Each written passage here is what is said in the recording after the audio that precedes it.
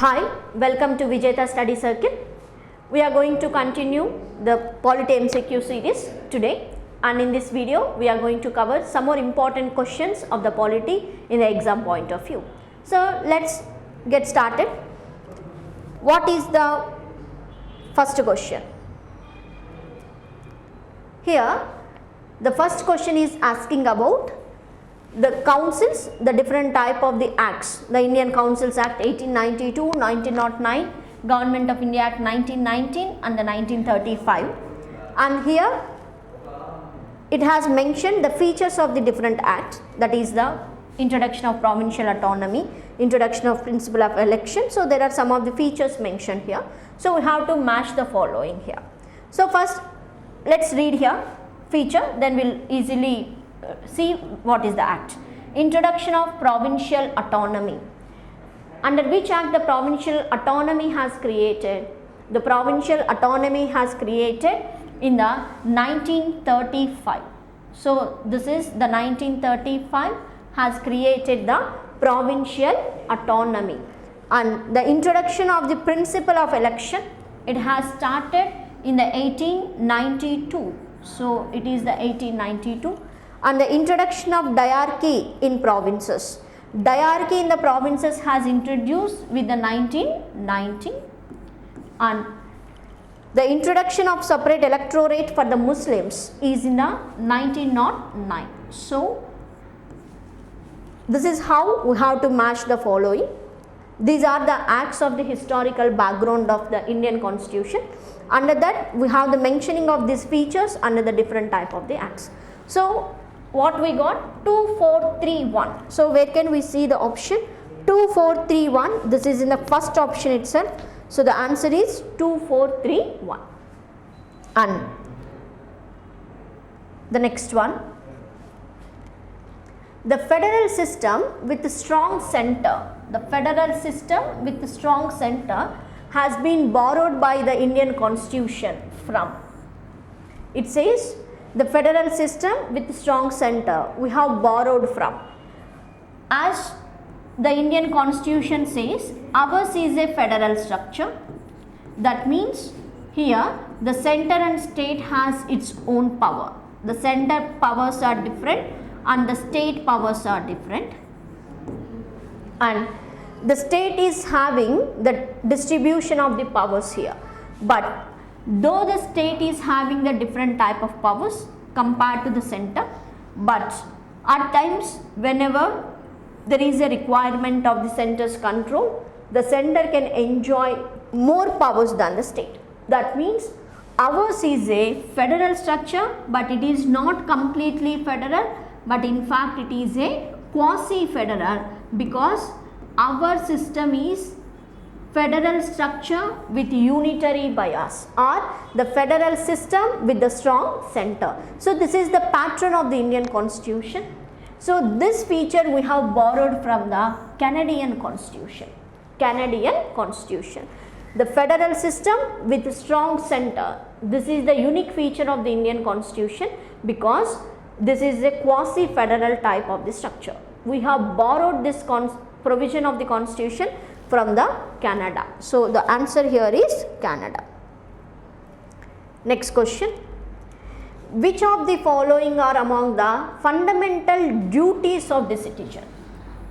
Fundamental duties of the citizen lie down in the Indian Constitution. So to preserve the rich heritage of our composite culture, this is one of our fundamental duty mentioned under part 4A of the Constitution. And to protect the weaker sections from social injustice. This is not a fundamental duty. This is in fact directive principle of state policy. And to develop the scientific temper and the spirit of inquiry. So this is also one of the fundamental duty. And to strive towards the excellence in all sphere of individual and the collective activity. So this is also one of the fundamental duty.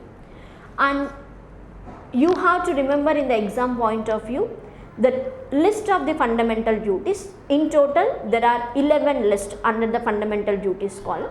So all those 11 duties we must remember, because there is a chance of asking this type of the questions. At times they ask which is a fundamental duty, at times they ask which is not a fundamental duty out of the following list. So we can able to pick the correct answer. So here the 1, 3 and 4 are fundamental duties. Here the question is asking which is a fundamental duty.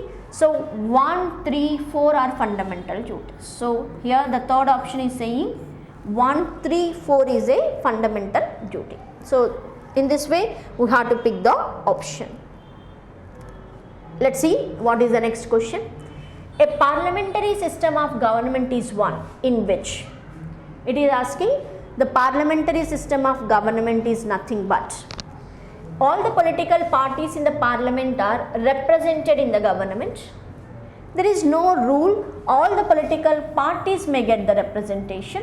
No, only the political parties whichever got the majority support of the people, those political parties only get the representation in the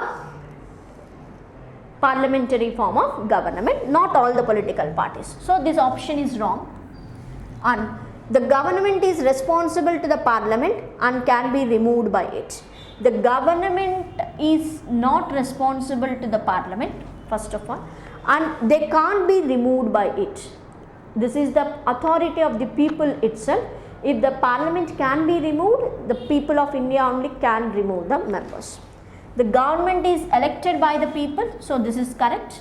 The parliamentary form of government says the government is elected by the people and can be removed by them. Yeah, this is the power of the people, because the source of authority in our constitution lies in the hands of people of India. So the government is elected by the people and can be removed by them.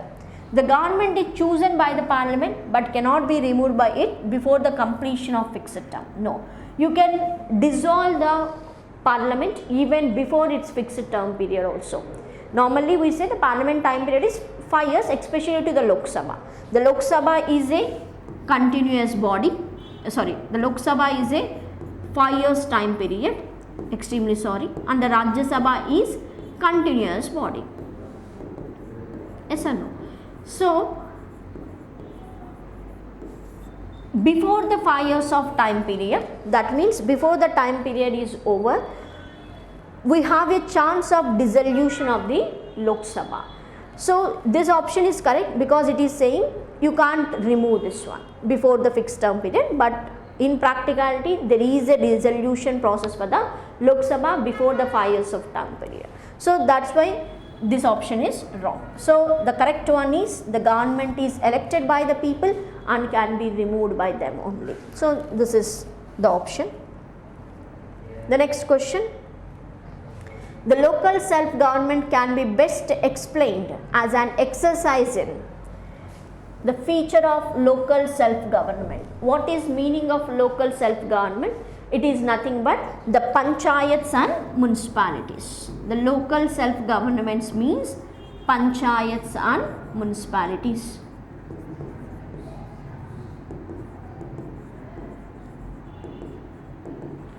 Panchayats and municipalities. What is the federalism meaning here? The federalism here is the center and the state relations, or the distribution of the powers between the center and the state. It is not the local self-governance feature. And the democratic decentralization, yeah, this is correct, because what is meaning of democratic decentralization? We say whenever it is a centralizing democracy, it is nothing but we have a administration from the center to the state and then to the local bodies. That means the center will give the guidelines and the state and the local bodies should implement those guidelines. That is what mean by centralization. But the decentralization means it is from the lower level to the higher level. Centralization means from the higher level to lower level. So the panchayats and the municipality, the creation of this local governance objective itself is to promote the democratic decentralization. So that is from the people, the ruling is from the people, and it is from the lower to the higher hierarchy level, and it is how the people should participate in the governance structure. So that is why it is the democratic decentralization. It is not direct democracy, it is not administrative delegation, in fact it is democratic decentralization. Let's see the next question. In India, the judicial review implies the judicial review. What is meaning of judicial review? The judicial review is the power of the judiciary to review the legislative and the executive actions. So the power of the judiciary to pronounce upon the constitutionality of laws and the executive orders. This is the meaning of judicial review, because the judicial review itself says the judiciary has the authority to review the laws made by the legislature and the executive actions too. So this is correct. Let's see other options. The power of the judiciary to question the wisdom of laws enacted by the legislature. So our judiciary is not this power, because in our system the judiciary can only review the legislative and executive actions, but it can't say whether that legislative law is injustice to the people or not. We don't have that judicial review power. Our judicial power is review power is restricted only to the procedure established by law. Our system is only the procedure established by law. We don't have the power to check whether the law is injustice to the people or not. This is actually the power of American judicial review process. It is not the Indian judicial review. So this option is wrong. Let's see third option. The power of the judiciary to review all the legislative enactments before they are assented to by the president. We can't review the bills of the legislature before it got the assent. Once any bill of the parliament it got the assent of the president, then only we have the authority in the form of judiciary to review the act. Before the presidential assent, the judiciary cannot go for the review process. So this is wrong. The power of the judiciary to review its own judgments given earlier, similar to different cases. The judiciary is a self-correcting body, definitely. That means the judiciary can keep on recorrecting the earlier judgments in case of the wider interpretation of the constitution. But this is not the meaning of judicial review. The judicial review meaning here is the power of the judiciary to review the legislative and the executive actions here. So only one is correct, all the three statements are wrong here. So the option is 1 here. After this, let's see the next question. The Indian federalism is based on the pattern of which country? Just now we have explained this question.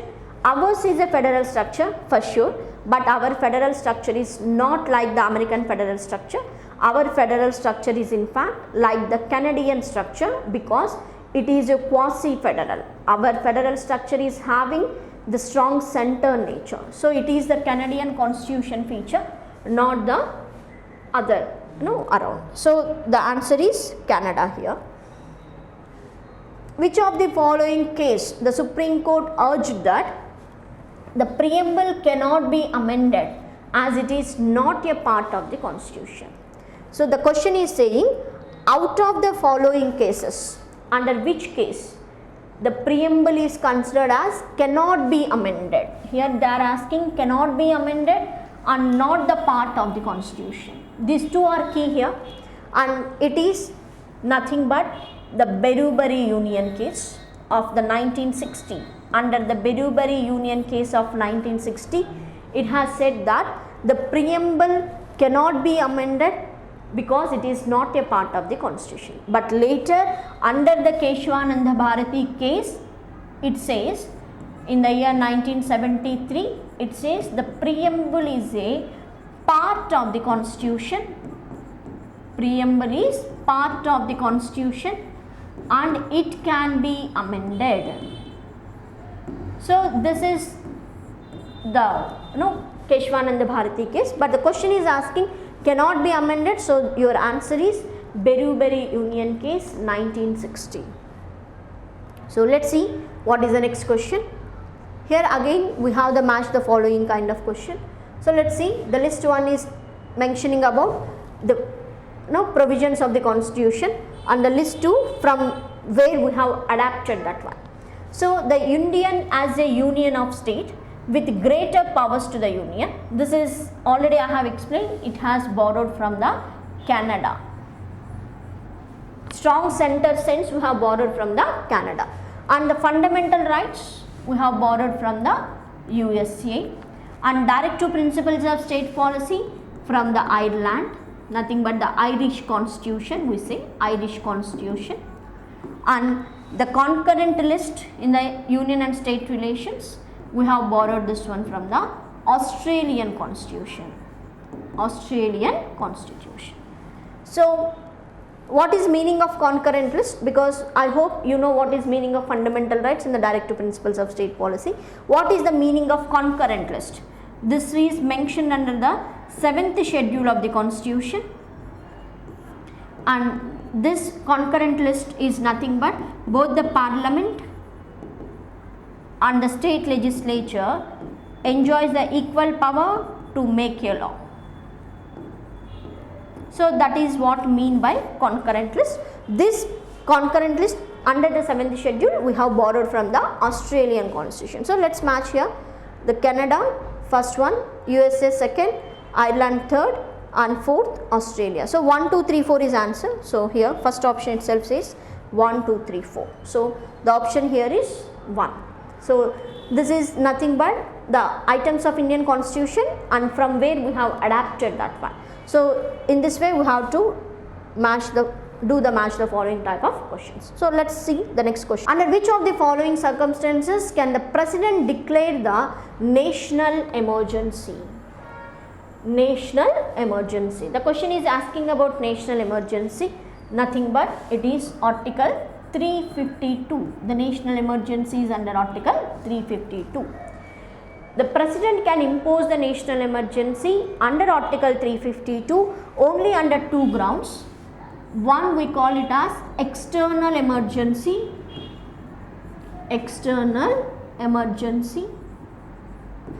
second is internal emergency.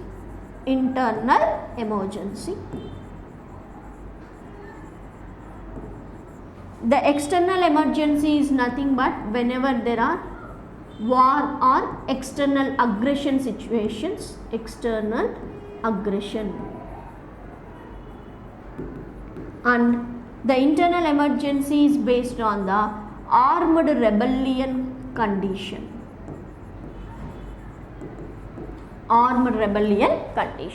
The external emergency is based on war and external aggression, and the internal emergency is based on the armed rebellion. Armed rebellion is nothing but the carrying of the arms by the citizens, like we have the Naxalites, all those things. So under these grounds the national emergency can be imposed. So let's see the options.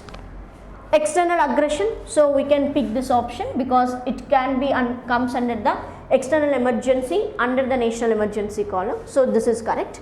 The internal disturbances, yeah, of course, the internal emergency, and the failure of the constitutional machinery in state, it is not the national emergency, this is actually a state emergency. State emergency or the presidential rule, we say presidential rule. So this is not correct, this is wrong. And the financial crisis, this is the financial emergency situation, so this is also wrong. So options here is 1 and 2. So where can we see 1 and 2? So options nowhere mention 1 and 2. So write it down 1 and 2 only. Options are wrong here. So take it as 1 and 2 only. Option is 1 and 2 only. Yeah. This is the national emergency. So let's see the next question. Consider the following statements regarding Article 356 of the Constitution.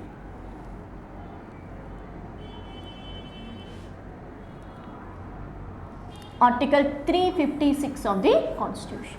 Let's see, as we all know, the Article 356 is in relation with the presidential rule or state emergency. So, the failure of the constitutional machinery in states is an objective reality.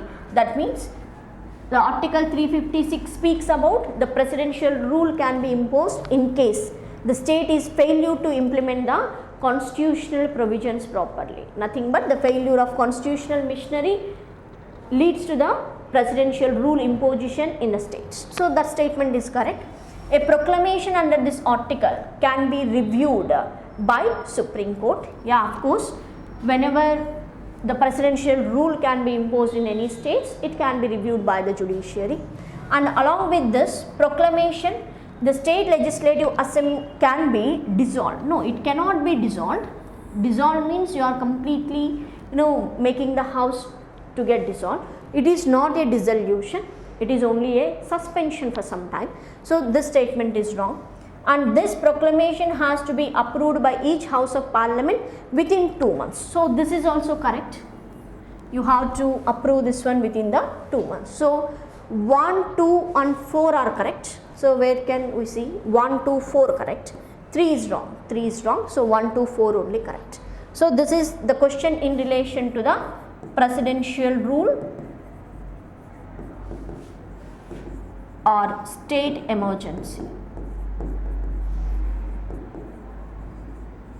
State emergency. This is the thing. The next one. Consider the following statement. The Election Commission of India is a 5-member body. No, the Election Commission of India is a 3-member body. It is not 5-member body, it is a 3-member body. And Union Minister of Home Affairs decides the election schedule for the conduct of both the general elections and the by-elections. No, it is not the Home Affairs Ministry, it is the Election Commission of India. The Election Commission resolves the disputes relating to splits and mergers of recognized political parties. Yeah, of course, the splits of the political parties and the merging of one political party with the other political party. All these are the powers of the Election Commission of India. So this is the Election Commission of India work. So this is correct. So out of these 3 statements, only 3 is correct. So where can we see? Yeah, this is the 4th option. That is only 3 is correct. Only 3 is correct. Let's see the next question. Which one of the following objective is not embodied in the preamble to the Constitution of India? So they are saying which is not mentioned under the preamble. So let's see the option. Liberty of thought. It is there in the preamble because we have the liberty, equality, justice and fraternity. So under this, the liberty speaks about the liberty of thought, the liberty of expression, liberty of thought, liberty of expression and the liberty of belief. So the question is asking here whether it contains liberty of thought or not. Yeah, it is there. Academic liberty we don't have. And the liberty of expression is there, liberty of belief is there. So the question is asking which is not embodied. So here out of this 4, the 2 is not embodied. So the academic liberty was not mentioned, all the remaining 3 were mentioned here. So this is about the preamble liberty provision. And next, see the next question. Yeah. All the revenues received by the union government by the way of taxes and other receipts for the conducting of government business are credited to the. So the question is asking here, whatever the revenue generated by the government, either in the form of the taxes or either in the form of the other receipts around, where can all this amount can be pulled up? So that is actually the consolidated fund of India. So the consolidated fund of India, the government maintain the fund in 3 formats, that is consolidated fund of India, and we have the public accounts of India, public accounts of India, and we have contingency fund of India, contingency fund of India.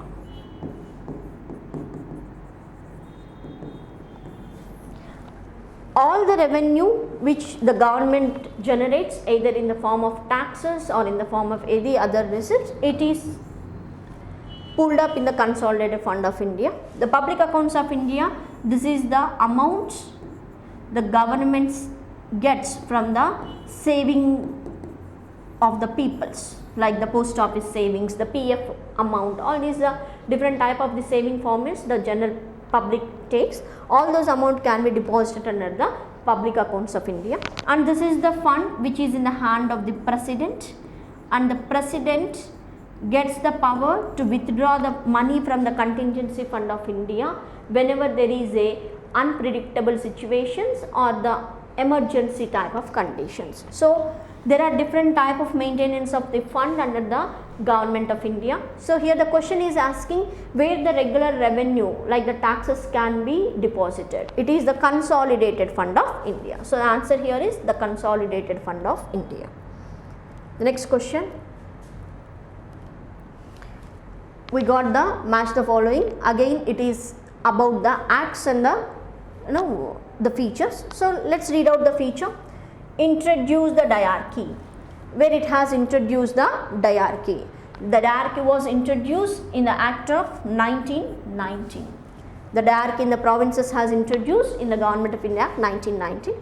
Placed Indian affairs under the direct control of the British Crown. So where can the Indian affairs were kept under the direct control of the British government? It is 1784, so it is 2. And introduced the representative institutions, nothing but it is asking about the legislative councils.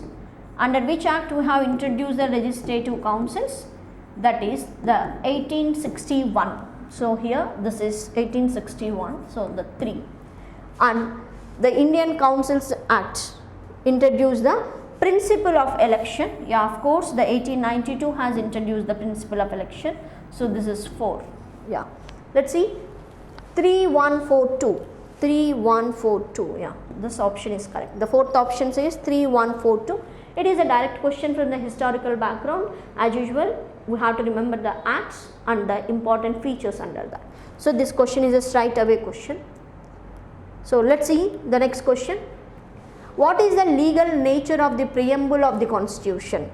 The legal nature, nothing but whatever are the provisions mentioned under the preamble, what is their legal status. So the preamble, whatever we say is an introductory paper to the Indian Constitution, it is not enforceable, nothing but we don't have the right based on the preamble paper to go to the court for our rights. So the preamble is referred as non-justiciable in nature, non-justiciable in nature, nothing but not enforceable. Non-justiciable is nothing but not enforceable in the court of law. So that is the legal nature of the preamble. So it is not enforceable. Let's see the next question. Now, yeah, we are moving to the next question. The Constitution of India provides for all the necessities of the country. Here we have given the assertion and the reasons. The assertion is saying the Constitution of India provides for all the necessities of the country. That means whatever the necessities the country is having, all those matters were written under the Constitution. So yeah, this is correct. The Constitution is only the solution to refer wherever we have the necessity, and it is known as adapted Constitution. Yeah, this statement is correct because the Indian Constitution has the criticism. It is the adapted Constitution. It is a bundle of the borrowed Constitution because so many provisions whatever we are seeing in the today's Constitution of India, it has borrowed from the different type of the world constitutions. There was a criticism the Indian Constitution always gets from the world, other people, but the constitutional makers has given the answer for this. Of course, we have borrowed the different important features from the other countries' constitutions, but it is not a mere imitation of anyone's constitution provision here. It is a careful adaptation of the important features of the other constitutions into the Indian Constitution based on the requirement of the Indian society. So that is what the constitutional makers defending answer for this criticism. But anyway, we have the lot of features in our constitution which are adapted in nature. So here the statement is saying the Indian constitution is referred as adapted constitution, so the statement is correct. But nowhere we have an interlink for this reason and assertion. So answer is both the assertion and reason are true, but or is not the correct explanation to A. So both the statements individually correct, but nowhere they have the interlink with each other. So both A and R are correct, but or is not the correct explanation of A. Let's see the next question. In India, again here the question is asking about the assertion and reason. In India, every state has a high court in its territory. Every state has a high court in its territory. No, we don't have the high court for each and every state. We have a common high courts for some. If you take the common high courts, the Punjab and Haryana has the common high court at the Chandigarh. And if you take other type of the states like the Assam, the Mizoram and even the Nagaland, all these having the common high court at the Guwahati. So we have the common high courts for the different states. The statement is saying in India every state has a high court in its territory. We don't have for every state, we have a common high courts too. So presently the 25 high courts are present, with some of the states are having the common high courts. So the statement 1 is wrong, and the Constitution of India provides a high court in each state. Of course the Constitution of India says you can establish a high court for each state, but presently we don't have high court for each and every state separately. We have a common sharing of the high court also. So this statement is correct, though the Constitution has provided, but we don't have presently. So the A is wrong, or is right. So A is false, or is true. So this is correct. And after this, the next question is with reference to the zonal councils. The question is referring about the zonal councils in India. Which of the following statements are correct? The councils act as a sub-federal links of Indian federal system. This is correct, because the zonal councils, nothing but the southern council, we have the eastern council, the different type of zones of India have the council separately. So these are a sub-federal characteristic. Sub-federal characteristic. So this is the correct statement.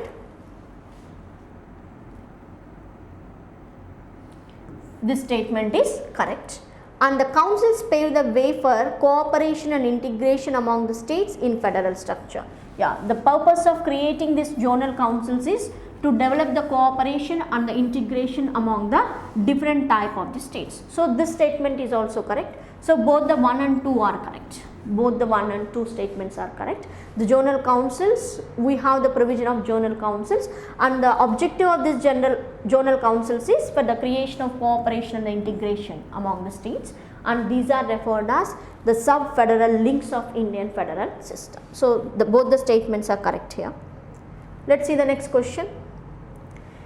If in an election to a state legislative assembly, the candidate who declared elected loses his deposit. Question is asking if in case already the candidate has declared as win, but still he left with the loss of deposit. When this condition will be possible? When there are so many candidates has contested the elections. That means if we have so many people who are contesting the election, so there is a sharing of votes, maybe 1, 2, 3, 4, 5, 6, 7. We have the multiple number of candidates are contesting the election. In our system, out of all these members, whichever member gets the majority of the support, that means out of all the poll votes, suppose this candidate got 10, this candidate got 15, this candidate got 18, this candidate got 7, and this candidate got maybe 19, and this candidate got 8, this candidate got 6, and he is left with the 5.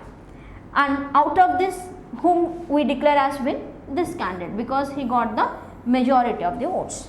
But he lost the deposit because he didn't get the half plus 1 of the seats here. So he lost the deposit, but still he is declared as winner. Under which condition it is possible? When we have a multiple number of the people contesting the election. So where can we see the answer? The polling was very poor. No, this is not the answer. The election was for a multi-member constituency. It is not about the constituency.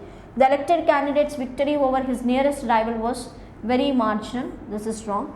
A very large number of candidates contested. Yeah, this is the correct. This can occur when there are huge number of candidates has contested the election in that particular constituency. So this is correct. So the answer here is 4.